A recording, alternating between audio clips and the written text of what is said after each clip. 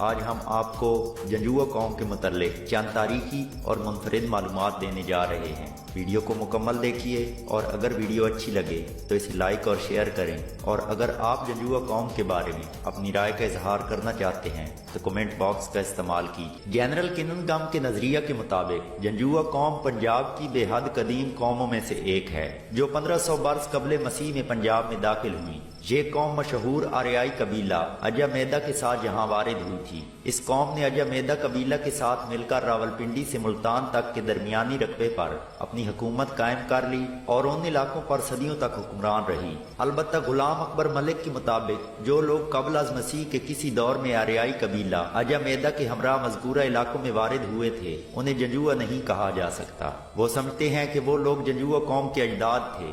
یاد رہے کہ جنجوعے پانڈوؤں کے ابناء و اخلاق مانے جاتے ہیں اور پانڈوؤں کا ان علاقوں میں قیام ایک تسلیم شدہ امر ہے۔ ناظرین، جنجوعہ قوم کے جد امجد کا نام راجہ مل تھا اور وہ پانڈو راٹھوڑ قبیلے کا چشم و چراغ تھا۔ تاریخ بتاتی ہے کہ یہ راجہ مل سن 980 میں جودھ پور یا کنوج سے نقل مکانی کر کے ستہ مصطفیٰ پوٹھوہار کے علاقے میں آیا تھا، جہاں آ کر اس راجہ کو معلوم ہوا کہ کسی قدیم دور میں اس کے اجداد یعنی پانڈو جیلم کی شمالی پہاڑیوں میں آباد رہے ہیں۔ چنانچہ راجہ مل نے بھی اپنے اجداد کی طرح انہی پہاڑیوں کے قریب راج گڑھ آباد کیا تھا۔ راج گڑھ کو اب راج کوٹ کے نام سے یاد کیا جاتا ہے۔ راجہ مل اپنی اس نئی راجدھانی پر سن 980 سے لے کر سلطان شہاب الدین غوری کے حملہ تک نہایت امن و سکون سے حکومت کرتا رہا۔ جب سلطان شہاب الدین غوری نے ہند پر دھاوا کیا تو اس نے راجہ مل کو اپنے حضور طلب کیا، لیکن راجہ مل اس کی اطاعت کرنے سے انکاری ہو گیا۔ اس انکار کا نتیجہ یہ نکلا کہ شہاب الدین غوری نے راجہ مل پر پوری قوت سے حملہ کر دیا اور شکست دے کر اسے گرفتار کر لیا۔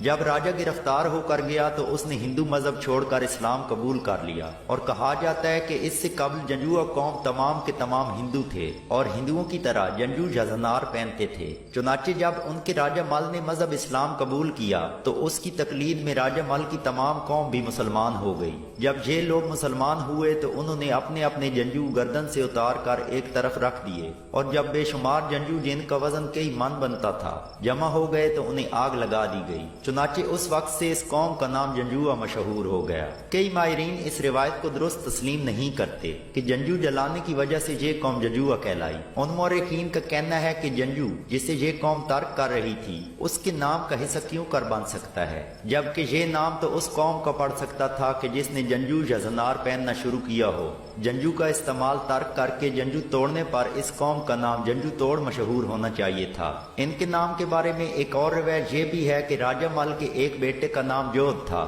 یعنی جودھ کثرت استعمال سے جنجوعہ بن گیا، گویا جودھ کی اولادیں جنجوعہ کہلائیں۔ ناظرین، ایک انگریز مصنف مسٹر برانڈ کا بھی یہی خیال ہے کہ راجہ مل کے بیٹے جودھ اور جودھ کے بھائی ویر کی اولادیں جنجوعہ کہلائیں، لیکن زیادہ تر مصنفین کے نظریہ کے مطابق یہی قصہ مشہور ہے کہ جودھ اور ویر کی اولادیں اسلام قبول کرنے کے بعد جنجو اتار کر جلا دینے والے واقعہ کی نسبت سے ہی جنجوعہ مشہور ہوئی۔ روایت ہے کہ جب راجہ مل نے سلطان شہاب الدین غوری کے ہاتھ پر اسلام قبول کیا تو اس وقت اس کے 5 بیٹے تھے جن کے نام جودھ، ویر، کالا، ترلونی اور کھکھا تھے۔ یہ 5 بھائی الگ الگ قوم کے اجداد بنے اور ان میں سے الگ الگ قبیلے وجود پذیر ہوئے، جن میں سب سے پہلے راجہ ویر خان اپنے باپ کے بعد کھیوڑا اور پنڈادن خان میں آباد ہوا، اور اس کے بیٹے راجہ احمد خان کی اولاد میں سے ملوٹ، بادشاہ پور اور ڈلوال کے خاندان ہیں۔ دوسرے نمبر پر راجہ مل کا بیٹا راجہ جودھ اس علاقے کا وارث بنا جہاں قدیم مکشالہ کا علاقہ تھا اور وہاں زیادہ تر برہمن آباد تھے۔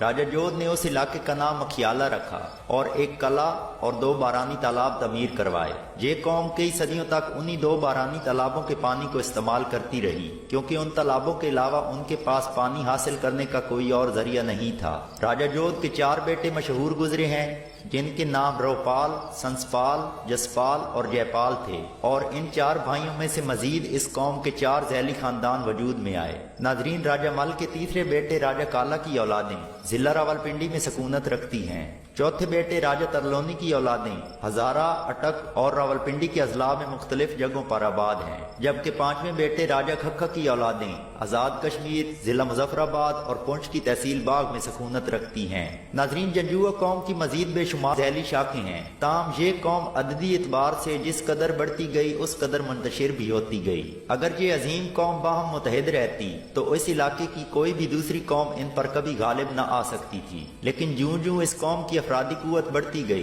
तू बेशुमार गरोहों में तकसीम होती गई और आहिस्ता आहिस्ता अपनी कुव्वत खोती गई। हिंदुस्तान में मुगल कौम के पहले हमला आवर तैमूर ने जब सन 1398 में हिंदुस्तान पर हमला किया तो जंजुआ कौम ने मुसलमान होने के नाते इस हमला आवर का भरपूर साथ दिया। इसके बाद जब बाबर ने 1526 में इस इलाके पर हमला किया तो उस वक्त भी जंजुआ कौम ने इसका मुकम्मल साथ दिया। शहंशाह बाबर ने अपनी तज़क में भी जंजुआ सरदारों का तज़किरा किया है। इस इलाका में मुगलों के सबसे बड़े दुश्मन गखड़ थे और जंजुओं ने गखड़ों के मुकाबले में हमेशा मुगलों का साथ दिया था। चुनाचे सन 1765 के लगभग में जब इस इलाके में मुगल हुकूमत कमजोर हो गई तो इस इलाके के गखड़ों ने अवानों के साथ मिलकर जंजुओं पर हमला कर दिया और पै दर पै लड़ाइयों के बाद उन्हें मजीद कमजोर करके अपने इलाकों से बेदखल कर दिया। इसके बाद जब सिखों का उरूज आया तो उन्होंने भी इस कौम की तबाही में कोई कसर ना छोड़ी और इनके इलाके को मुकम्मल तौर पर ताराज करके रख दिया। मौजा गरजाक जंजुइन। इसके बाद तीसरे नंबर पर जंजुओं की शाख वटली।